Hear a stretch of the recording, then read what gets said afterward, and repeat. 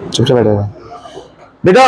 Question number 21 में एक ऐसी चीज बताने जा रहा हूं जो बहुत ज्यादा इंपॉर्टेंट है, लेकिन कारण से पहले आपको एक चीज बता दूं। पहले बता चुका हूं वैसे मैं ये बात। आपने पिछले क्वेश्चन में गुडविल का ट्रीटमेंट कैसे करते हो? G2S है ना, करना आता है अमाउंट से भी और शेयर से भी। लेकिन एक चीज और भी होती है G2S में। देखो कि कोई भी बटने वाला आइटम हो,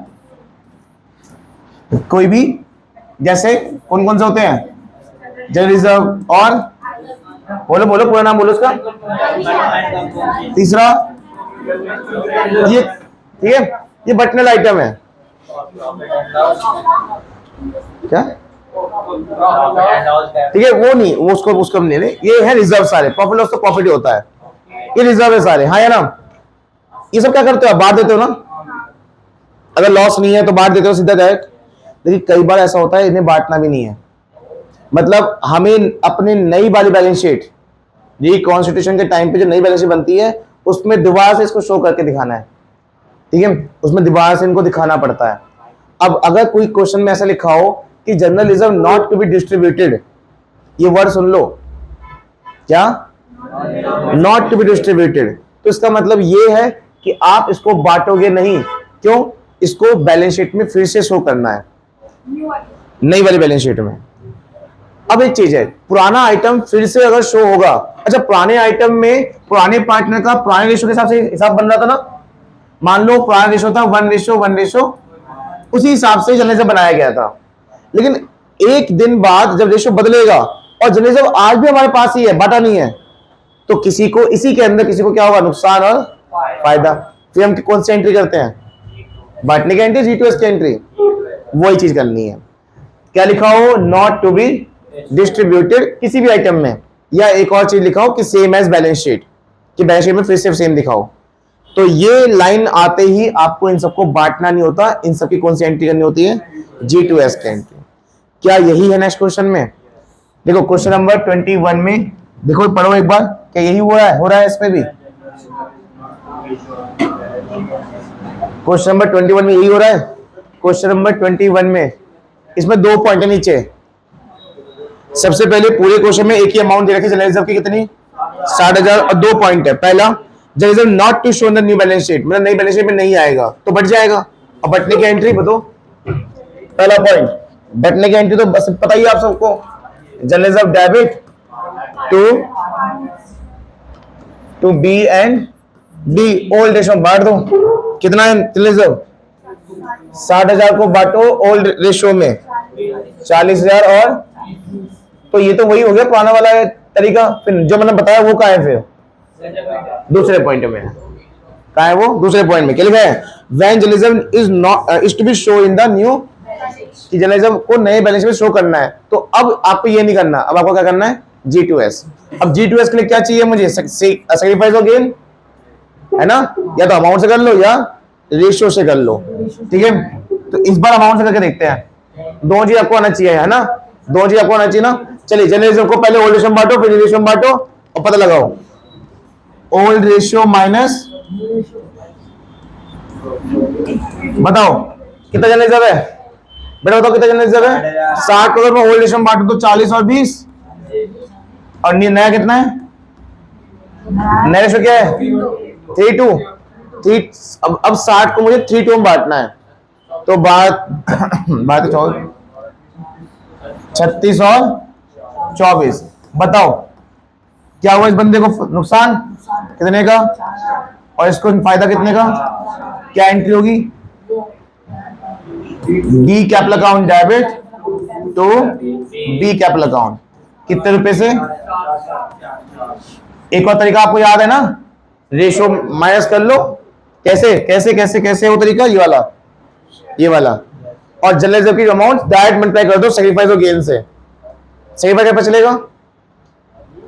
प्लस में आएगा और माइनस वाला गेन में आएगा। डायरेक्ट मल्टीप्लाई करना, जनरल रिजर्व की अमाउंट आ जाएगी। कितनी कितनी अमाउंट आएगी पता है? 4,000 ही आएगी, जो आपको ऑलरेडी यहां से निकाल चुके हो। ठीक है, अगर यकीन नहीं हो रहा तो आओ देखो, ओल्ड माइनस न्यू। पहले बी का कितना शेयर था बताओ? बी का 2/5 पाना, 2:1 था, 2:1 था ना।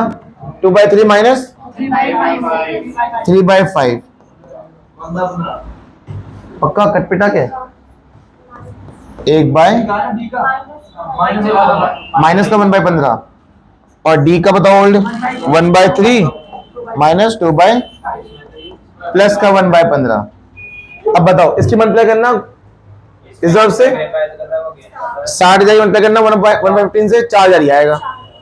ये कर रहा है गेन, ये कर रहा है गेन, पार्टनर डेबिट हो जाता है, हो गया डेबिट, सॉरी नीचे आएगा। अच्छा वो ऊपर गलत है क्या? माइनस नीचे आएगा। बी गेन कर रहा है, बी को ट्रेड करेंगे। बी सेकंड नीचे वाले डी में आएगा माइनस है ना, यहाँ आएगा माइनस, यहाँ नहीं आएगा। ठीक है एंट्री ठीक है। आपके आंसर देख रहे हो आप?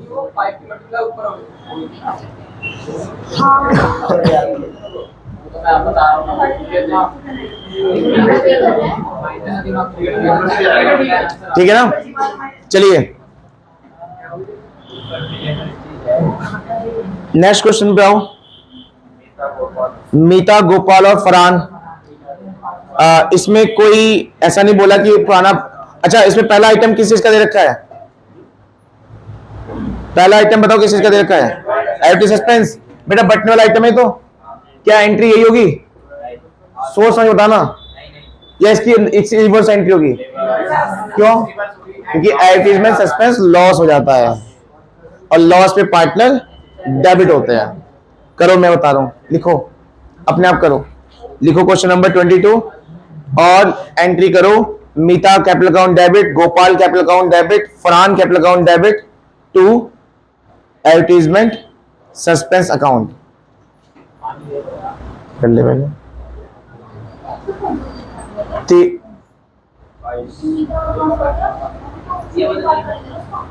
सेकेंड पार्ट में, सेकेंड पार्ट तो हो गया। हम तो क्वेश्चन नंबर 22 पे आ गए हैं। क्वेश्चन नंबर 22 पे आ चुके हैं बेटा, और हम क्या कर चुके हैं? तीनों पार्टनर को डेबिट कर चुके हैं और टू एडवर्टाइजमेंट सस्पेंस कर चुके हैं। ठीक है, तीनों पार्टनर को डेबिट कर दो और to advertisement suspense account. Old days में बांट दो 3 to 1, 30 है को 3 to 1, 15,000, 10,000, 5,000 और क्रेडिट में 30,000 आ जाएगा। आ गया? चलो अब इसके बाद कौन सा आइटम दे रखा है? कंटिजेंसी रिजर्व जनरल रिजर्व की तरह ही होता है। जब क्या इसकी एंट्री ऐसी होगी जैसे करी है आपने अभी? ये फायदा है। तो इसकी एंट्री क्या होती है? पार्टनर क्रेडिट हो जाते हैं। लिखो कंटिजेंसी रिजर्व अकाउंट डेबिट, तीनों पार्टनर क्रेडिट। तो आपको समझ में आ गया होगा लॉस में क्या होता है और फायदे में क्या होता है। उल्टा उल्टा होगा ना इसमें। कंटिजेंसी रिजर्व जो है रिजर्व ही है, ये बांट देते हैं। कंटिजेंसी रिजर्व अकाउंट डेबिट, तीनों पार्टनर क्रेडिट। और उसके बाद कौन सी वैल्यू दे रखी है? गुडविल का ट्रीटमेंट यही होता है, बटता है गुडविल या G2S? G2S करना है। कैसे करोगे? दो तरीके आपके पास, कर लो फटाफट से। ठीक है, चलिए क्लोज कर दो इसे।